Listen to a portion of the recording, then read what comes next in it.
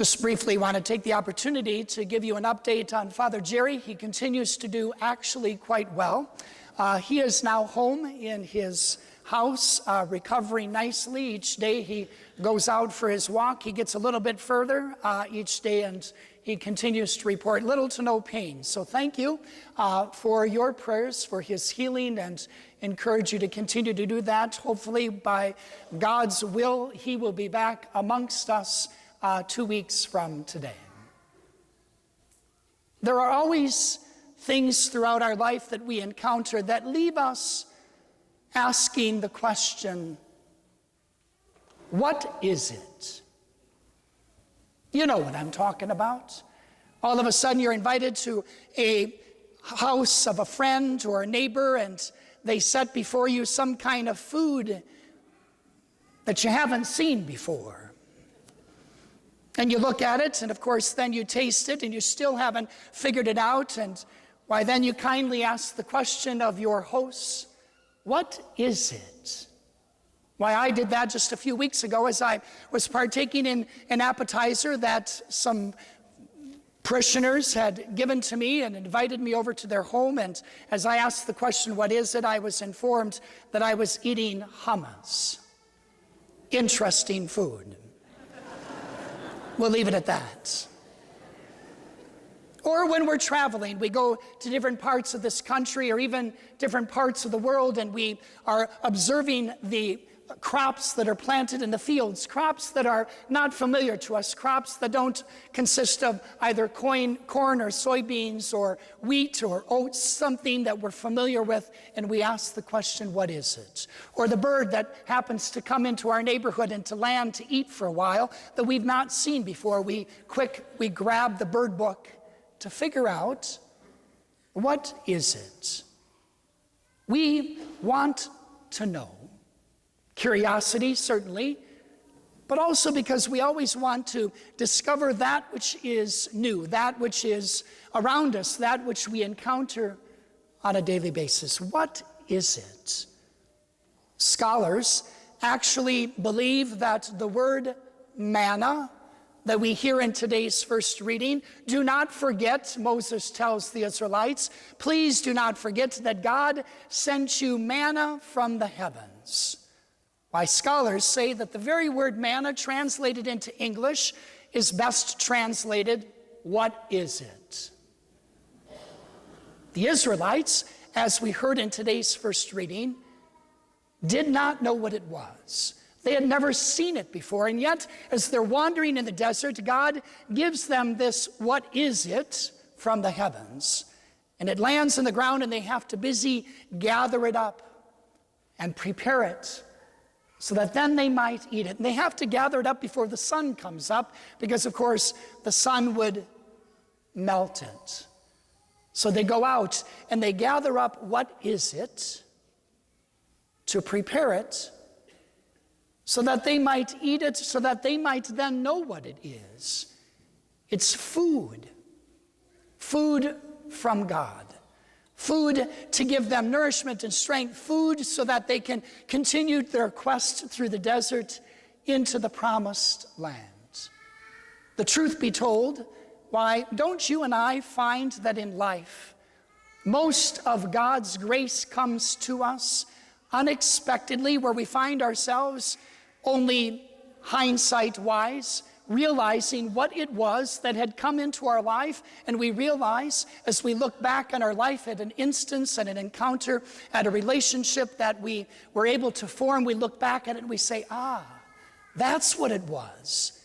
It was God at work in my life, even those unsettling times, when things aren't going necessarily the way you and I, the way we want them to go. Why, then we can look back and we can see, it's what is it that has come down from heaven to give us the strength and the nourishment and the food that you and I need to be able to continue our journey through days of desert experiences, through days of oasis, through days of joy and sadness and loss and difficulty and accomplishments. Each and every day, God sends to you and I manna from the heavens. But we, like the Israelites, we have to remember to gather. You got to gather the what is it each and every morning. You and I have to get up and we have to go out and we have to gather up that which God sends to us, which is his very gift of himself, the gift of his Son, Jesus Christ. And not only do we have to gather it, but then like the Israelites, we have to prepare these blessings that we have been given. And then, and only then, do we eat. We consume the very gift, the very grace, the very mystery, which is God himself, that comes to us each and every day. And when we receive it and when we eat it, well, then we hopefully we become it. For we are reminded by St. Paul in today's second reading that we are all partakers of the one loaf. And that's why it always saddens me why even the Eucharist that we celebrate here on Sundays can be a form and a means of division in our church today. You know what I'm talking about. Who can receive and who can't, who should and who shouldn't. My friends, there is only one criteria for you and I to come up and to receive the body and blood of Christ. And that criteria is we need to be hungry. Hunger is the one and the only criteria necessary for you and I to come to receive manna, to receive grace, to receive Christ, to receive what is it when we don't know what it is, even in the midst of our crazy, hectic lives. You and I, if we hunger for Christ, then we should come forward to receive Christ, because Jesus came for the sick and not just for those who are well. Jesus came to bring healing, not just for those who don't need it. Jesus came to bring about his love, even for those who already have it.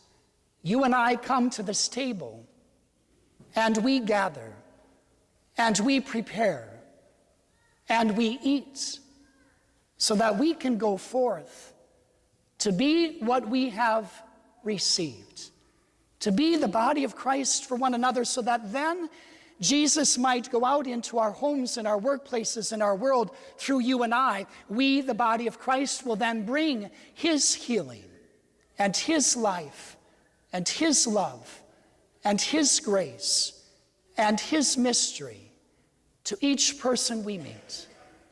So as we come to this table today to encounter manna, to encounter what is it in our lives, we rejoice and we receive and we give thanks, so that we might go forth to answer the question, what is it, by the manner in which we live our lives, so that others might say, now I know what it is.